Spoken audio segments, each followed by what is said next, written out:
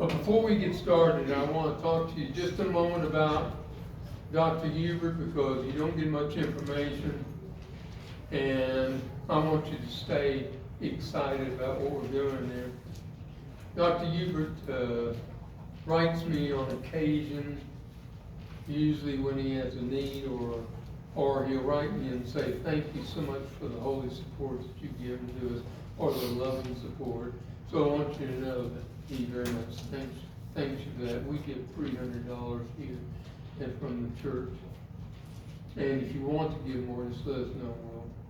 You can put your bid in there. We also, my wife and I also give $300. But the other day, a girl was brought to their place, and you know they have an orphanage there, and she was dropped off there. The parents didn't want her anymore, and so she's a beautiful little girl. You've seen her picture out there. She won an award in school, and of course she had to pay for school for your children, $500. So we sent money to them for that. We've done that for other things, the baptistry and so on and so forth. And sometimes when it's a special holiday, we'll send them, and he'll take and turn around, and he'll get large bags of rice for the elderly, and shirts. And you think about this, like one shirt for the guys who are in the preacher training school and a tie, and they're all excited about this. So a lot of good work going on there in Chennai, India, which is down on the eastern southern corner, not corner, but side by the Bengal Sea. And yes, there are Bengal tigers there, and rogue elephants and everything else. But anyway, he's working very well. And to say he's a preacher there is really an understatement. He also is a holistic doctor, so a lot of people come to him, and he has opportunities to spread the gospel. He has several young men who are there, and his wife and their daughters cook, feed for them, these young men who are in preacher training school. He uses a lot of my lessons that I have sent to him. Also, they have an orphanage where they have, I think, about 7 or 8 kids, and they're growing, going to school, doing what they do. They have a woman that's over that, so you can see how $300 can go very far. He's thankful for every single thing he can get. Okay, let's talk about our lesson this morning. Thank you for putting up with that update. And that was just business. Oh, no, that's our subject matter this morning is business. Now, you would think that this would be foreign wordage to a sermon, but it isn't, because it means that we have to understand that God has the answers to every question we have here on earth already written for us in the Scripture. So if you wonder how you're to act, how you're to feel, how you're to think, how you are to respond, God has the answers in the Bible, and that's important because you need to be able to know that this ought to be a daily thing you do, which is study. And here's how you can do it. You can write down the questions you have, questions that people ask you, questions that you wonder about, questions that plague you. And then as you study Scripture, God will make those things those answers jump out at you. Let's take a look here at Deuteronomy. Now, by the way, Charles, you've got a paper in there if you want to look at it. You can, yes, sir, and it covers this particular thing. If you didn't get a pen, I'll throw you one. But you can record this and, because you do not want to go by what I say. You want to go by what you know. I was gonna throw it in. What I know.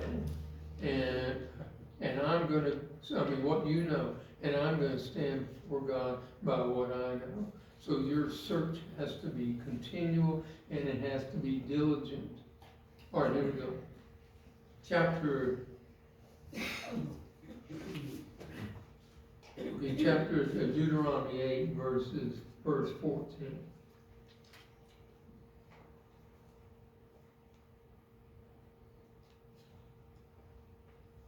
Well, let's start back up at 12 to get the context. Otherwise, you'll eat and are satisfied when you build fine houses and cattle and settle down, and when your herds and flocks grow large, and your silver and gold increase, and you'll live in to multiply. Then your heart will become proud, and you will forget. The Lord your God has brought you out of Egypt to a land of the land of slavery. Now, what he's telling you here is that you must have proper business practices. Now, this is true in the business world as it is in the Christian world. You must have business practices. And the business practices begin with integrity. Always with integrity. In other words, you must be honest and consistently honest. Now, this isn't easy. What happens is things come up. I remember one time a lady came to me and she wanted a love seat done, and I told her the price, and afterwards, and I had figured it all out in my head, and afterwards when I went home, went and figured it out on paper, I realized I was several $100s short, which meant a lot to me. But it didn't mean anything to her because I had already given her my word as to what the price would be. You have to be honest all the time. Let's take a look at some of the integrity traits. Having integrity means you express gratitude when other people help you. You value honesty and openness. You're responsible and accountable for your actions, good and bad. Even when you make mistakes, you apologize for it, and you take the consequences, wherever they are. Respect yourself and respect others around you, no matter where they are. Don't think they are less than you because of what they wear. Heard the other day that poor people dress as nice as they can, have Gucci bags and all that stuff. I don't care when they have Gucci bags and drive expensive looking cars to look rich.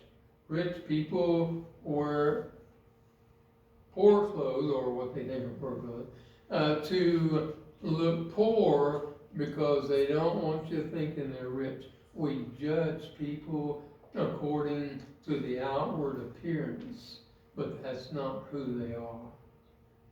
Having integrity means you are reliable and trustworthy.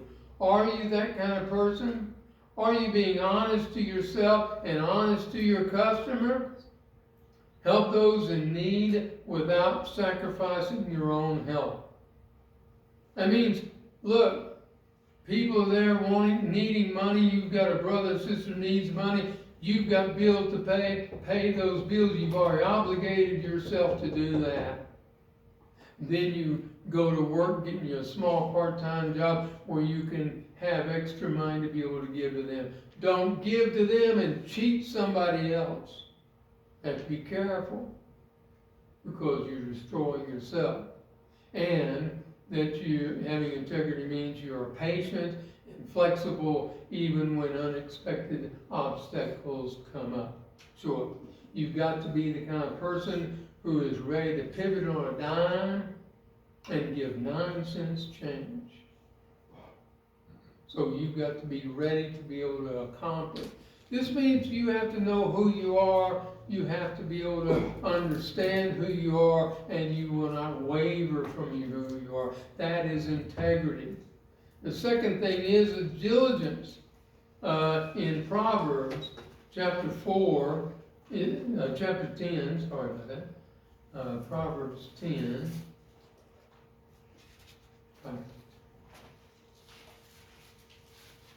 and verse 4. Listen to what he says about this.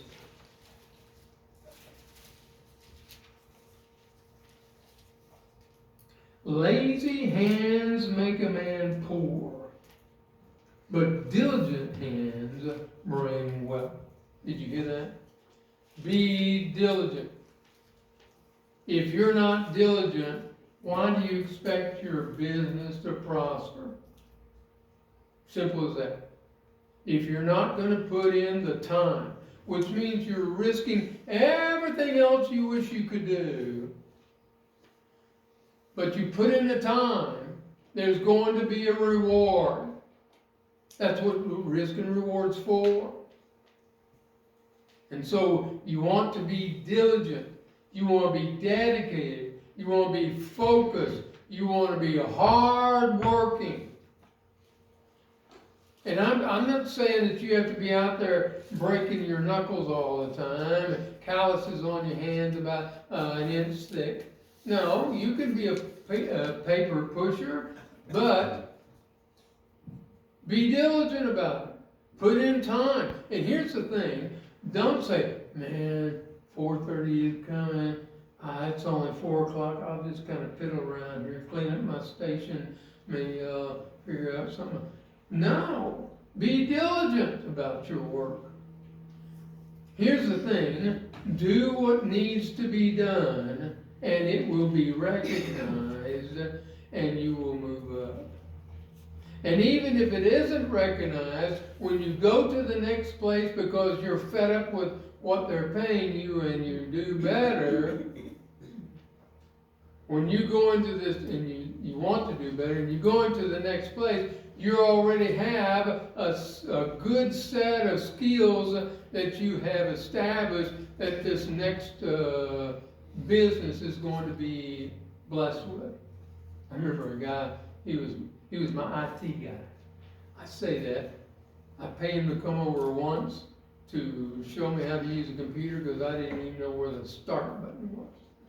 This is way back when you had to enter stuff in DOS, where you had a little disk you could stick in there and put games and stuff in it. And he came over and we fed him dinner, and he came over every Tuesday after that and we fed him dinner again. We just never paid him anymore. And he just played with the computer all the time. You stop talking about computer, you didn't want to talk? Anyway, one day he goes into work, he's sick and tired of the fact that they won't give him a raise when he's the only one who can do what he does. So he goes into work in a suit. And he takes a long lunch. Comes back that afternoon and they raise his salary. They were afraid he's out looking for a job. Be diligent.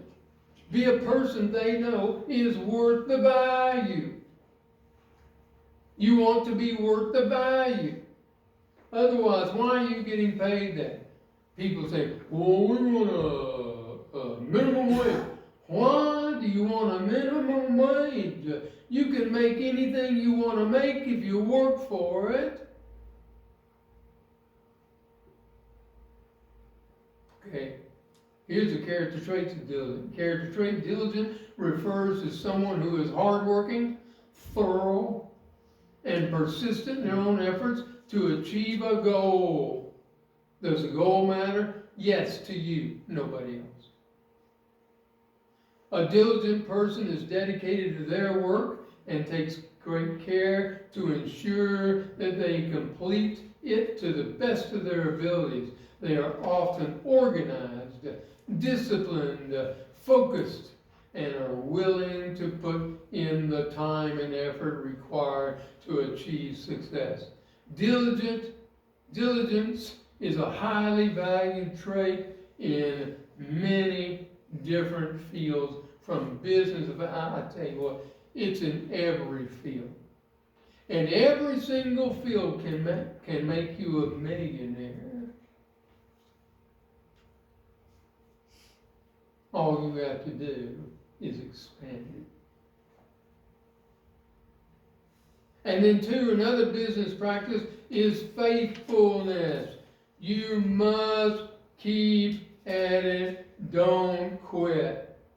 It has to be that you're faithful. You can't expect it to be there overnight. You can't expect to go out there to these people who tell you this story. Oh man, I was just standing there. Or you hear about it on TEDs or TED Talk, or you hear about it in some speaker. Well, I'm just standing there. And God said, well, why don't you come over and speak to my business? I'll pay you X number of dollars. Well, all of a sudden, I'm a millionaire. No, it doesn't work that way.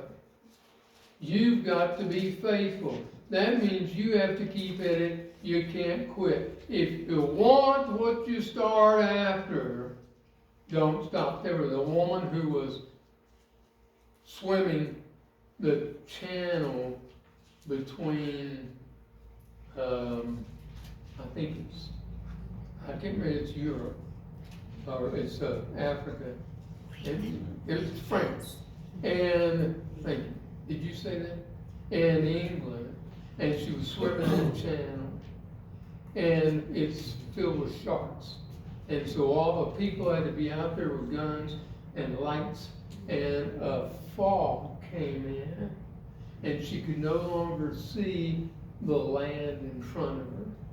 And she swam, and she swam, and she swam till she gave up.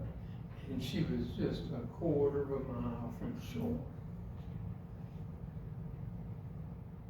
But she couldn't see her goal. You understand what I'm telling you?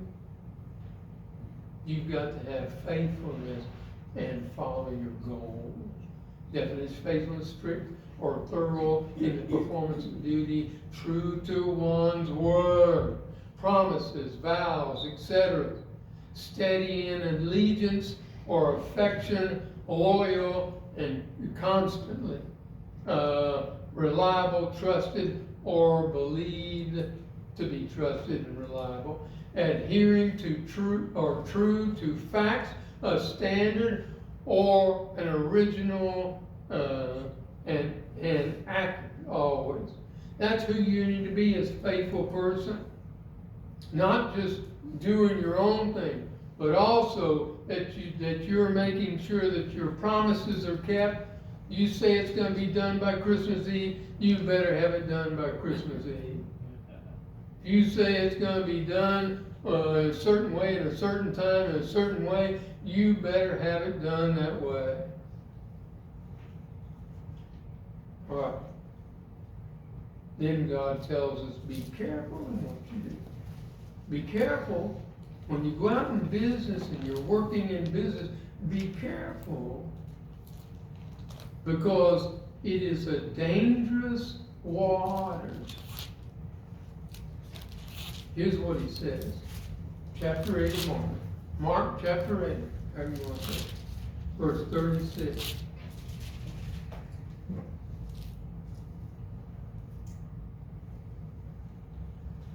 What good is it for a man to gain the whole world, yet to forfeit his soul? Be careful in business. Be careful. You have to make sure that you don't lose yourself.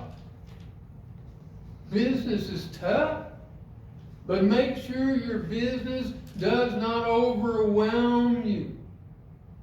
Doesn't make it where you have got to hurry and hurry and hurry. You know, a person that has to hurry, they're usually behind. A person who's there 10 minutes early is because they started early knowing something may come up. I always had to go 20 minutes because I was having flat tires all the time. And then I bought new tires, and you never have to worry about flat tires. And then I found out I could call somebody, and they come fix it. But Valentina's first view of me at the church building was out there jacking up my car, changing the tire for the spare because I had poor tires on it. I thought it was cheaper to buy cheap tires than it was to buy expensive new tires. I was wrong. Don't get overwhelmed. It can come upon you. I've got to stay at work. I've got to stay at work, honey. I'm swamped. Don't let it overwhelm you. It will destroy you. It will take away those precious moments you can never get back. Let me tell you something. Your children don't remember how you held them when you were young. If you grow up, somehow you wake up and you're like, what, 13 or something? But you remember. And you can't ever get them back. And other precious moments. Times in which you had together with your spouse or with your date.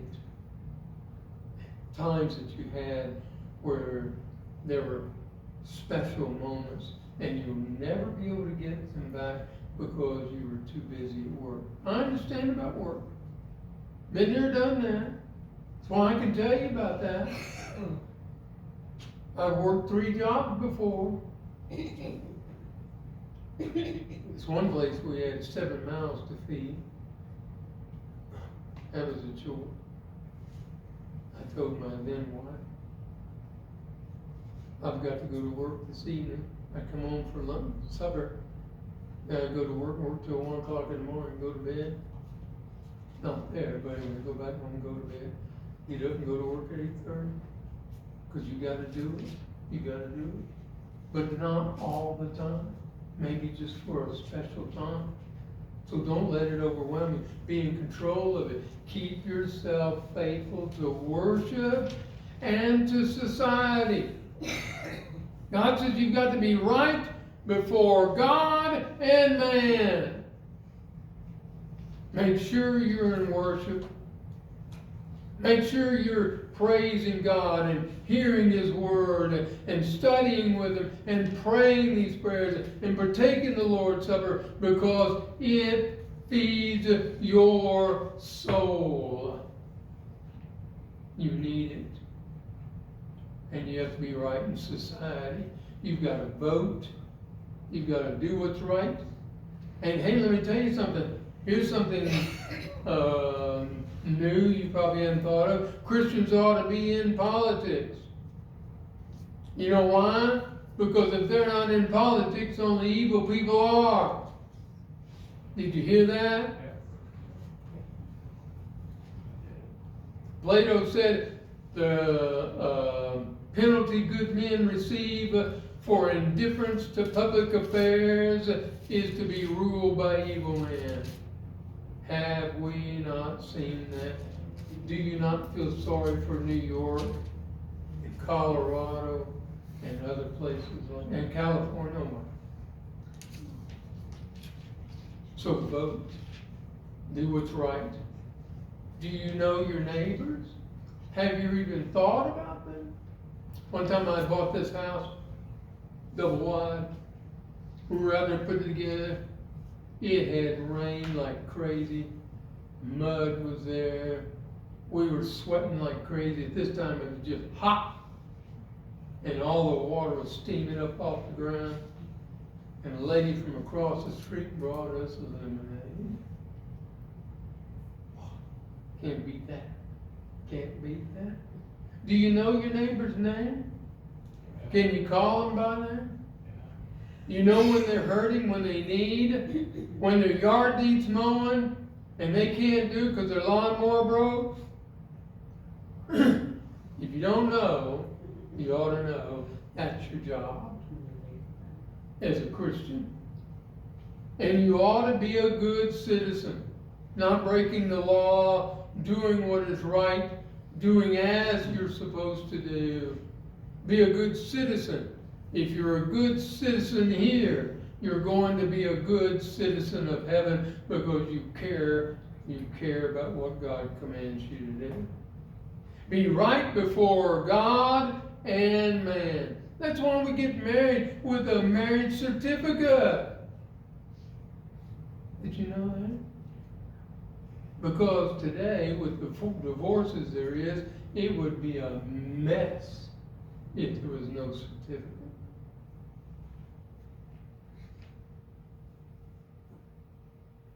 And also in business, always remember your soul is at stake. No matter what you do, your soul is at stake. Don't sell it. What would a man profit if he gained the whole world and lost his soul? Now tonight, we're going to be talking about attitude. Attitude. Attitude with a silent T, I guess, is in there somewhere. Which one, but we talked about that in class, if you missed it. And it was done. And then we go and we take a look at Luke, or as it say in French, Luke 2, verse 49.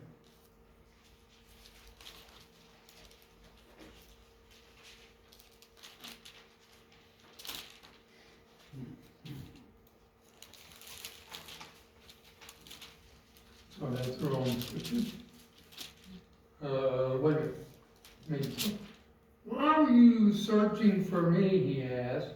Didn't you know I had to be in my Father's house? And he's talking to his parents, and some versions say, I had to be about my Father's business. Thank you very much. Now, in all business, seek first to please God. Always. No matter what you do. And let me tell you something, there's as much business going on the left side of that picture as there is on the right side of that picture. It is hard business to raise children. And you need to start at infancy. They need to be able to be in control of themselves, and you need to help them to be in control of yourself. We had a little baby, her name was Serena, foster child. I did about 22 foster children. This one was a failure to thrive. She didn't want to eat because she didn't want to live. She had cigarette burns and scrapes and scars. We took her in, fed her, clothed her, loved her. Every time you go to kiss her, she'd flinch. Thinking you're going to hit her or bite her. And so when she started crying for no reason, I'd read about this trick you can do with a dog. So I thought I'd try it. And so she would be crying for no reason. She already fed, she's already being held, the diaper's clean, there's nothing wrong with her. She just wants to cry.